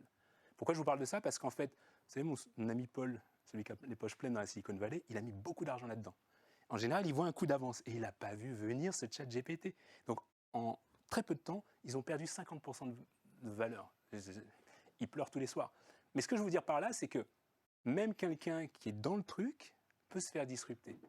Donc, ça veut dire qu'à un moment, il faut vraiment comprendre que voir ce qui va se passer, on peut le voir, mais après, il y a l'exécution. Chegg était devenu tellement gros que même s'ils l'avaient vu, ils n'ont pas tourné suffisamment vite. Et maintenant, ils sont en train de tourner pour reprendre cette courbe de l'intelligence artificielle, et notamment générative. Mais ils sont arrivés un petit peu trop tard. Donc finalement, ce que je dis toujours, hein, prédire l'avenir, c'est assez simple, c'est ce que je fais, moi, depuis des années, je vous dis ce qui va se passer. Mais par contre, l'exécution, ça prend du temps. Ça prend énormément de temps. Et ça, pour ça, il y a une courbe. Vous connaissez la Hype Cycle de Gartner? En fait, c'est la courbe d'évolution et d'adoption des produits. Et c'est assez intéressant de voir que cette courbe, c'est à peu près la même courbe qu'on a dans la courbe du deuil. Je ne sais pas si vous connaissez la courbe du deuil. Hein, voilà. On a un deuil, on n'arrive pas à se dire que c'est vrai. La courbe d'évolution des produits, c'est exactement la même chose. Il y a un moment, un pic, un hype, c'était le métaverse, par exemple, et puis après, il y a le gouffre de la désillusion. Là, aujourd'hui, en réalité, on n'est pas là dans l'IA. Il ne faut pas se tromper. On n'est pas dans la hype, on est déjà sur le plateau de productivité. La hype, c'était il y a quelques années. Il y a eu un winter, enfin un hiver de l'IA, mais aujourd'hui, on est sur ce plateau de productivité. Il ne faut pas se tromper d'endroit où on est. Donc, il faut rapidement passer ce niveau de déni, non, ça ne va pas arriver, résistance, non, moi je continue à l'ancienne à faire comme j'ai l'habitude, dépression, se dire, on va tous se faire remplacer, on va tous mourir. Non, il faut directement sauter dans, on fait de l'expérimentation, on prend des décisions et des bonnes décisions, et parfois il y aura des mauvaises décisions, mais on prend des décisions et on accepte et on l'utilise et on le propose dans nos offres. Il faut tout de suite arriver là. On n'est plus là, c'est trop tard. Il faut foncer. Et ça, c'est ce qu'ont bien compris des boîtes comme Netflix, AWS. AWS, c'est Amazon, hein, vous savez. Donc, à la base, ils vendaient des bouquins. Maintenant, c'est eux qui power allez, on va dire, au moins presque la moitié d'Internet. Netflix, c'est pareil. Ils vendaient des CD-ROM. Enfin, ils louaient des CD-ROM. Et puis maintenant, vous avez vu la plateforme que c'est. Donc, ça, ce sont des cas qui sont habituels. Mais peut-être que vous ne connaissez pas Ørsted. Ørsted, c'est une boîte nordique, en fait, où il y a 10 ans, et 10 ans, c'est peu et c'est beaucoup à la fois. Il y a 10 ans, ils étaient dans l'industrie fossile. Okay. Et aujourd'hui, ils sont sortis complètement de l'industrie fossile et ils font des éoliennes, vous voyez, 100% renouvelables en fait, de l'énergie 100% renouvelable. Comment ils ont fait ça? Ils ont compris la tendance. La tendance, c'est quoi? C'est qu'il y aura de moins en moins d'industrie fossile dans le temps qui arrive. Les consommateurs n'en veulent plus. Donc ils se sont dit, c'est peut-être pas un business un peu sustainable. Et les réglementations sont de plus en plus drastiques sur ce qu'on fait. Donc, ils ont commencé à évoluer, et pour évoluer, ils ont changé leur mindset en se disant, OK, qu'est-ce qu'on peut faire différent, ou qu'est-ce qu'on peut faire même complètement différent pour continuer à exister et à se développer. Sinon, ils seraient morts aujourd'hui. Et ça, en fait, tu arrives à le faire si tu fais du test and learn. Tu vois, j'ai pris une entreprise un petit peu connue, La Poste, hein, pour avoir un exemple français. Et dès l'époque où j'étais chez Google, on a beaucoup bossé avec La Poste. Alors, ils ne s'y sont pas encore complètement, mais ils avancent vraiment dans ce sens-là. C'est d'avoir cette mentalité plutôt que de se dire on fait un plan décennal, on fait du test and learn. On fait des bêtas, on teste un truc, ça fonctionne, tant mieux, on réessaye encore, on le passe à scale, on le met à l'échelle.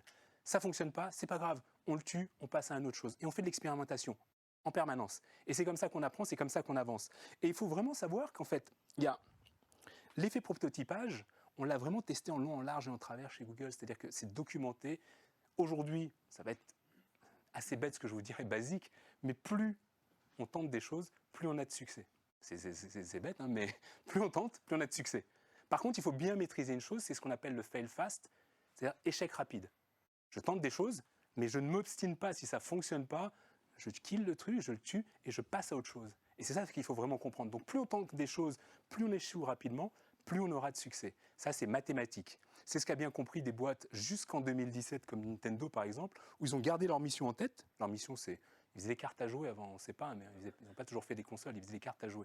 Et leur mission, c'était d'amuser les gens. Donc ils le faisaient avec des cartes, après ils l'ont fait avec des consoles, après ils l'ont fait avec des mobiles, ils l'ont fait avec la Switch, qui est devenue la console la plus vendue au monde. Et depuis 2017, ils sont en train un peu de changer leur management, et ils n'ont plus le mindset. Donc ils sont un peu stuck dans ce qu'ils font, et ils n'arrivent pas à se réinventer. Et c'est ça, il ne faut pas tomber là-dedans. Il ne faut vraiment pas tomber là-dedans en comprenant que l'innovation, c'est une approche qui est multidimensionnelle. On peut faire de l'innovation technologique, mais on peut surtout faire de l'innovation qui va être une innovation managériale. On peut faire une innovation qui va être une innovation au niveau des contenus. Il n'y a pas besoin que ce soit forcément de la technique, en fait. Il faut bien comprendre aussi que l'innovation, ce n'est pas que radical. Ça peut être aussi incrémental, petit à petit, et c'est comme ça qu'on innove. Là, je passe très rapidement là-dessus, je filerai le slide, mais il est hyper intéressant. C'est quelque chose qui a été développé par Salesforce pour vraiment mettre le client. Et si vous suivez ces 8 étapes pour vraiment mettre le client au centre. Et ça, c'est important parce que toutes les boîtes dans lesquelles je peux intervenir disent oui, pour nous, le client, c'est super important. La réalité, c'est que c'est faux. C'est que les process internes, d'abord, guident ce qu'on va sortir pour le client. Donc, vraiment utiliser ce framework pour comprendre ce que veut le client et comment je lui sers, ça, c'est super important de pouvoir avoir cette culture d'empathie par rapport au client. Et parlant de culture, c'est hyper important de comprendre. Et j'étais... chez Alcatel-Lucent, alors j'espère que je n'étais pas responsable, mais au moment du désastre où il y a eu la fusion entre Alcatel et Lucent. Donc sur le papier, c'était bien. En réalité, c'était un vrai désastre parce que là où au moment où on dit culture et stratégie for breakfast, Peter Drucker, en réalité, c'est les deux qui doivent manger ensemble au breakfast. Et ça ne s'est pas passé chez Alcatel. Donc il y a eu un problème culturel et donc il y a eu un crash. Et ce problème culturel, comment on peut le résoudre ? Finalement, en travaillant encore une fois sur son mindset. Et pour ça, il faut se dire, on est prêt à prendre des sentiers battus. Vous voyez, comme l'a fait cette agence 17 à Paris, en créant une agence complètement sur l'IA.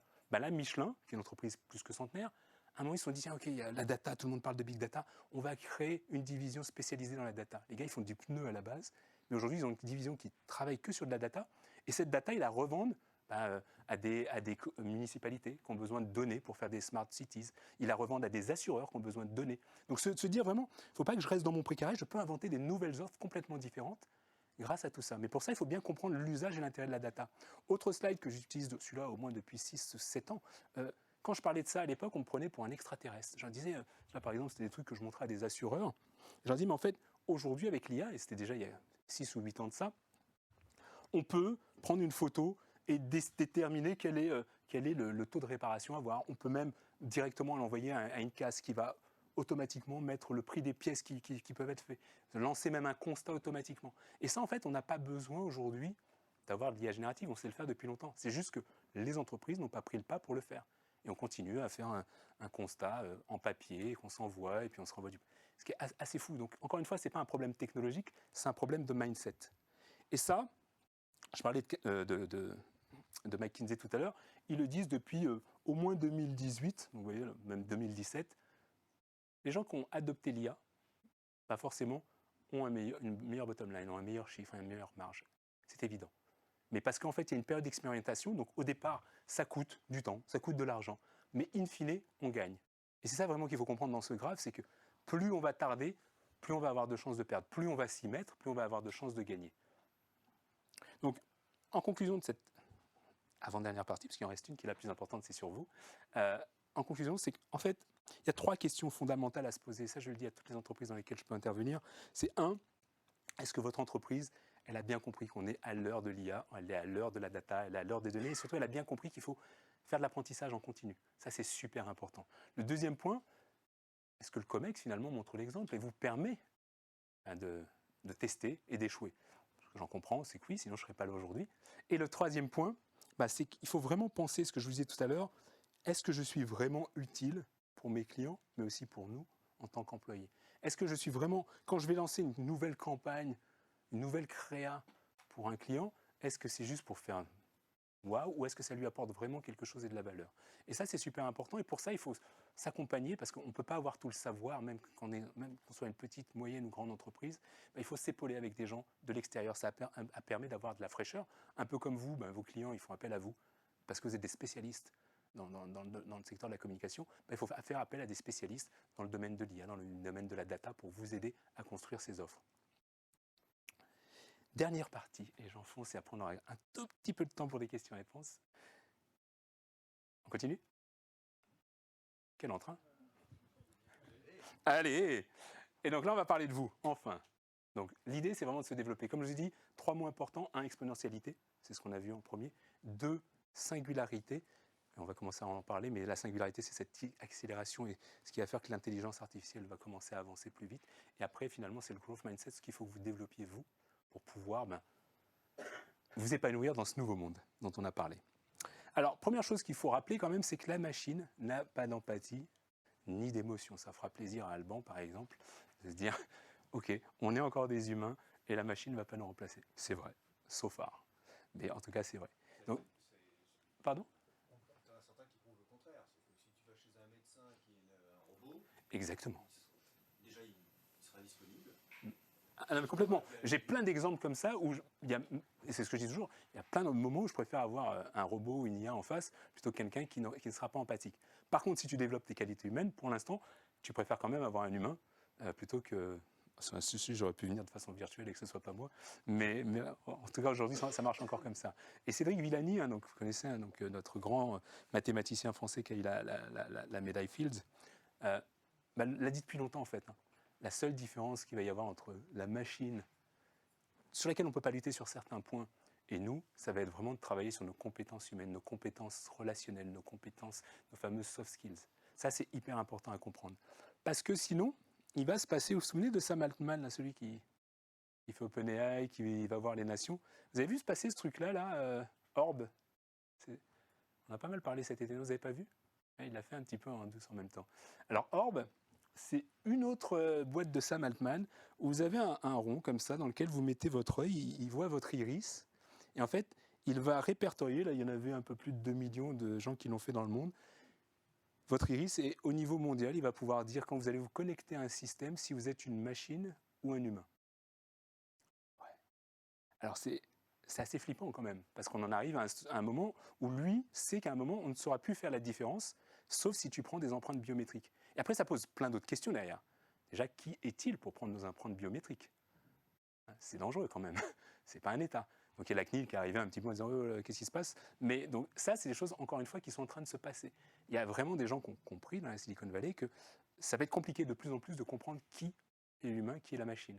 Donc on commence à mettre des systèmes de prévention en se disant OK, je vais commencer à prendre des données biométriques que ne peut pas encore fake la machine en fait. C'est hyper important et grave ce qui est en train de se passer. Mais il faut vraiment en avoir présent à l'esprit. Donc nous, encore une fois, ça nous ramène à... Il faut qu'on développe cette fameuse singularité humaine. Et singularité humaine en opposition avec la singularité informatique. Vous savez ce qu'est la singularité informatique? Oui? Non? Ceux qui avaient vu Salim Ismail, il vous en a sans doute parlé. C'est un terme qui vient de pas mal de gens, mais qui est pas mal utilisé par Ray Kurzweil, encore un autre gars de la Silicon Valley. En gros, c'est le moment où l'intelligence artificielle donc sera plus intelligente que l'homme. À votre avis, ça arrive quand? J'offre un super bouquin, parce qu'il fallait que je cache la date, qui vous donne justement des clés pour devenir un vrai humain, en tout cas rester un vrai humain. J'offre un bouquin à celui qui trouve la bonne date. En quelle année, selon Ray Kurzweil, l'intelligence artificielle battra l'intelligence humaine? T'as gagné, 2045. Mais alors... Ah, t'as balancé. Ah, c'est moche. Allez, tiens. C'est moi qui l'ai amené en plus. Et non, mais en effet, mais ça fait Ça fait 10 ou 20 ans qu'on dit que c'est 2045. Il y a même, pour ceux que ça intéresse, il y a un site qui s'appelle 2045.com qui est un peu désuet maintenant, mais qui est assez marrant, où tu vas et en fait, on t'explique comment tu seras en 2045. Tu pourras uploader ton cerveau dans un autre corps, voire dans un humanoïde. Enfin, c'est complètement ouf, mais pas improbable. Et tu as complètement raison. Il y a de plus en plus de chercheurs aujourd'hui qui s'accordent à dire que ça arrivera plutôt vers 2030. Et même, alors après, on peut le trouver fantasque aussi, et parfois il l'est. Elon Musk dit que ça arrivera dans 2 ans. Donc en fait, ça va arriver, on ne sait pas quand, mais quand vous entendez les vrais chercheurs, sauf certains, avec qui je me suis déjà pris la tête, mais ils vont vous dire, il n'y a aucune raison théorique que l'intelligence artificielle, dans toutes ses formes, ne puisse pas dépasser le cerveau humain. Et pourquoi? Parce qu'encore une fois, on revient à cette exponentialité. Là, je mettais un exemple, un génome humain à une époque, ça prenait pas mal de temps, c'était pas si longtemps, et ça prenait pas mal d'argent, 100 millions de dollars. Aujourd'hui, moi je l'ai fait à l'époque où j'étais aux US, tu envoies une goutte de sang pour 100 $, tu reçois toute ta séquence d'ADN. En fait, c'est hallucinant, quoi, tu vois. Et ça, tu le reçois dans 2 jours. Donc c'est vraiment cette rapidité qui est assez folle et qu'on n'a pas malheureusement en conscience. Donc, avant-dernière vidéo, avant que je vous laisse, donc là je compte sur la régie pour la vidéo. Est-ce que finalement l'IA c'est une opportunité ou une menace? What do you think the chances are of AI just wiping out humanity? It's not inconceivable. Okay. That's all I'll say.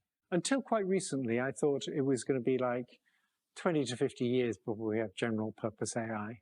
Now I think it may be 20 years or less. Some people think it could be like 5.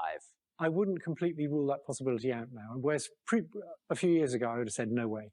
Are we close to the computers coming up with their own ideas for improving themselves? Yes, we might be. And then it could just go fast. That's an issue, right? We have to think hard about how to control that. Yeah. Can we? We don't know. We haven't been there yet, but we can try. Okay. That seems kind of concerning. Yes. Yeah, kind of concerning. Et pour ceux qui n'ont pas suivi la première vidéo, c'est Geoffrey Hinton. Donc c'est un des gars qui est considéré le pape de l'IA, un des 3 qui est considéré comme le pape de l'IA moderne. Il bossait chez Google, comme on disait dans la vidéo, jusqu'au début de cette année. Il est parti pour pouvoir justement s'exprimer. J'ai eu la chance de le croiser une fois dans ma vie. C'est pas un gars qui est alarmiste dans l'absolu. C'est pas un gars qui aime faire du sensationnel. Mais il dit 2 choses hyper importantes quand il parle de Google. Il dit la première, je n'ai pas à ma connaissance d'espèces moins intelligentes qui puissent gouverner une espèce plus intelligente. Or, nous sommes en train de créer une espèce plus intelligente. Déjà, ça vous fait vous questionner sur est-ce qu'on continue, comment on y va, est-ce qu'on ne réglemente pas un peu tout ça. La deuxième chose importante qu'il dit, c'est il y a une partie de moi qui commence à regretter le fruit de toutes ces années de travail. En fait, il a travaillé 50 ans sur l'IA. Et le dernier gars qui avait dit ça, c'était Oppenheimer. Donc, c'est vrai que sans vouloir vous faire peur, il y a des vrais questionnements qu'on est en train de régler et on espère que ça va bien se passer. Il y a plein de choses hyper intéressantes qui vont arriver, donc ce sont des opportunités. Et il y a aussi des menaces qu'il faut prendre en considération. À notre niveau entreprise, c'est la même chose. Il y a plein d'opportunités et il y a des menaces qu'il ne faut pas ni exagérer ni minimiser. Il y a les deux. Et il faut avancer. Moi, je vois ça comme véritablement l'IA comme un partenaire. Oups. Et c'est ce qu'ont bien compris des Microsoft ou des Google. Hein. Si Microsoft a appelé ces solutions Copilot, c'est vraiment dans cette notion de je suis en copilote avec l'IA.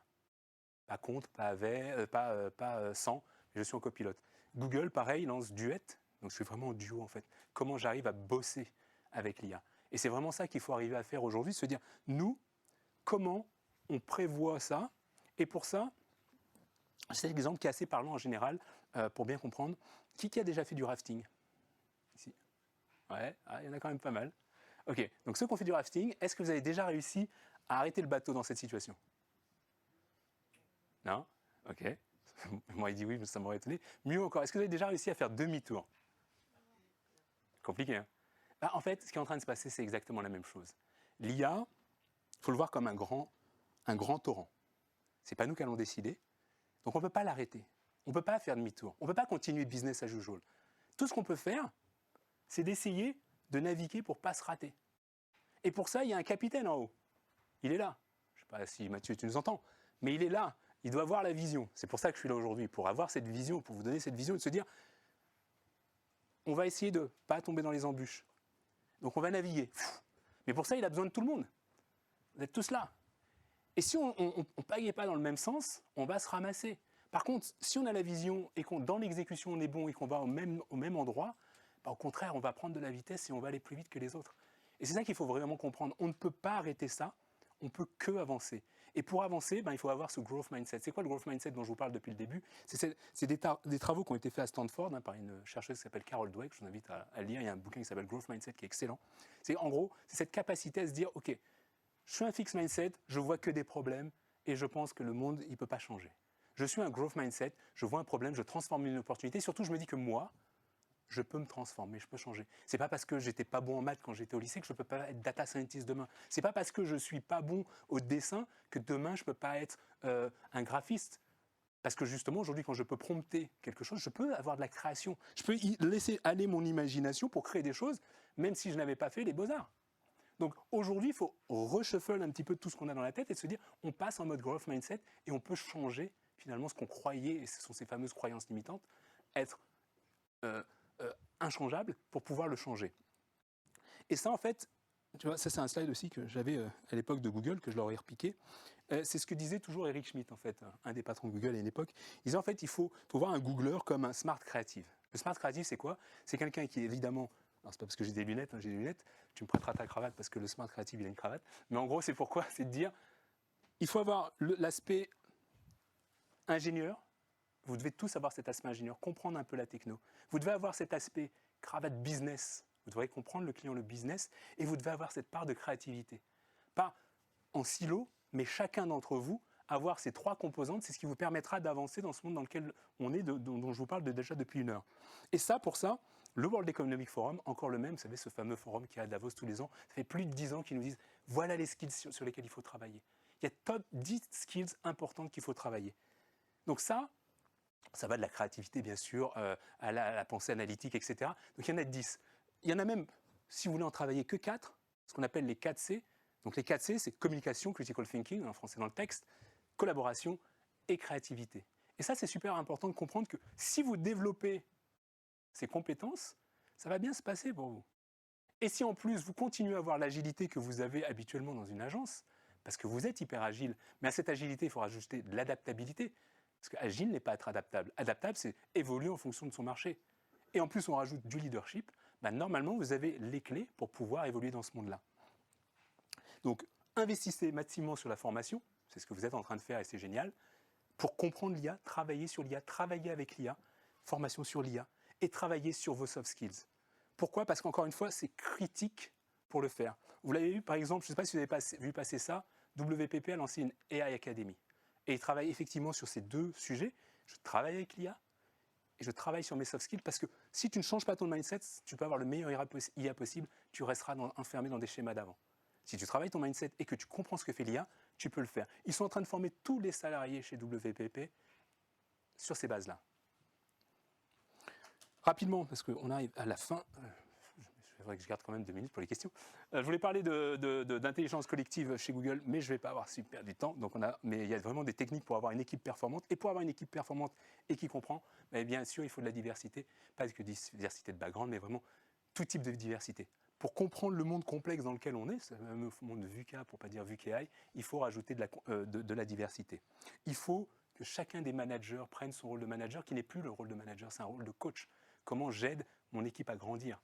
Comment je l'emmène vers ça? Il y a un projet qui s'appelle Oxygène qui a été lancé sur Google, qui est disponible sur Google, vous allez voir, vous tapez. Et il y a plein de tips pour les managers pour comprendre comment justement se transformer en coach et accompagner les équipes dans ces périodes de changement importants.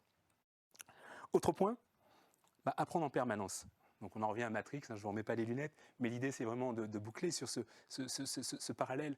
Moi ce que j'avais adoré dans le film, c'est de se dire, purée, vous imaginez, on peut apprendre à piloter un hélicoptère en 30 secondes.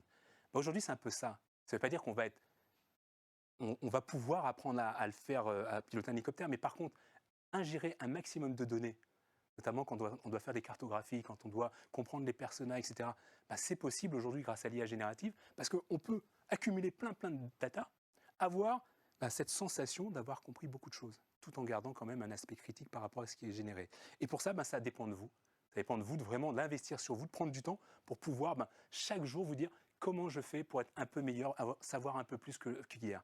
Pour ça, vous lisez des bouquins. Si vous n'avez pas le temps, vous écoutez des audios. Si vous n'avez pas le temps, vous faites comme moi, vous écoutez même des résumés. Blinkist ou Cooper, ça fait des résumés de livres. Si vous n'avez pas le temps encore, il y a plein de choses. Il y a LinkedIn Learning. Bien sûr, je parle beaucoup de la tête, mais il y a aussi c'est 20 minutes workout pour rester en forme, parce qu'évidemment, un bon professionnel, c'est un bon athlète, donc il faut quand même qu'il travaille sur son corps. Et surtout, je ne sais pas si vous connaissez ce podcast de How Channel. Certains, oui, pas tous. Je vous invite vraiment, s'il y en a un à écouter dans votre métier, c'est celui-ci. C'est fait par Publicis Sapient.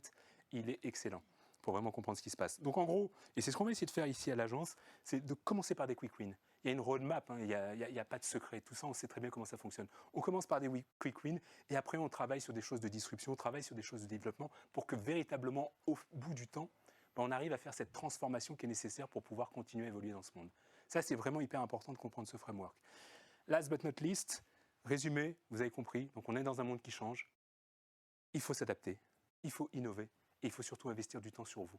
Vous pouvez pas être, je sais que c'est compliqué, et particulièrement dans vos métiers, toujours être la tête dans le guidon. Il faut lever un peu la tête et comprendre et continuer à se former. Ça, c'est super important. Sinon, on va dans le mur, mais si on ne le fait pas, il y a de bonnes nouvelles. Une dernière chose, parce que sharing is giving, donc je vous donne deux nouvelles choses. Il y a 5 piliers sur lesquels moi j'ai bossé pas mal quand j'étais chez Google et encore plus maintenant. Donc pourquoi les gens se demandent souvent qu'est-ce qu'est Mars. Mars, c'est mission, autonomie, action, relation, santé. Je ne rentre pas dans le détail parce que je ne suis pas là pour faire de la pub, mais c'est 5 piliers qui vous permettent de vraiment évoluer dans ce monde-là. Et ça, c'est hyper important de comprendre ça. Si vous travaillez ça sur chacun d'entre vous, vous êtes bien pour les 10, 20 prochaines années, tranquille. Okay ? Dernière chose, des bouquins à lire. Ou à écouter si vous n'avez pas le temps, hyper intéressant. Pareil, vous aurez, ça c'est un bouquin qui est sorti là cette année, qui est hyper puissant en fait, pour bien comprendre en fait de Coming Wave, ce qui est en train d'arriver. C'est fait par l'ancien fondateur, un des cofondateurs de DeepMind. Donc pareil, je vous donnerai ça. En conclusion, comme disait ce cher Monsieur Fuller, soit on est des victimes, soit on est les architectes de notre avenir. Et moi, je préfère être un architecte de mon avenir plutôt qu'être une victime de ce qui est en train de se passer. Et j'en aurais terminé. Juste peut-être une dernière chose. Juste pour votre info, c'est Steve Jobs qui disait toujours « one more thing », vous savez. Et en fait, il avait piqué à Colombo, pour ceux qui savent. Donc, je me permets de le piquer à Steve Jobs, qu'il avait lui-même piqué à Colombo. Vous voyez, on en revient encore à qu'est-ce que la création, finalement. C'est une reprise. Une dernière chose, je vais vous demander de vous lever. Parce que comme je fais beaucoup d'interventions, donc je vais vous demander de vous lever. Mais oui. Et je le dis souvent, mais là, c'est vraiment vrai. Vous êtes la meilleure audience que j'ai eue de la journée. Et je vais demander de vous applaudir.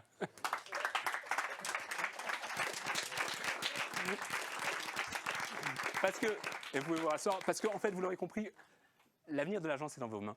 Donc, c'est vous qui allez vraiment être déterminant sur votre capacité à comprendre ce qui se passe, à innover et à vous développer de façon personnelle.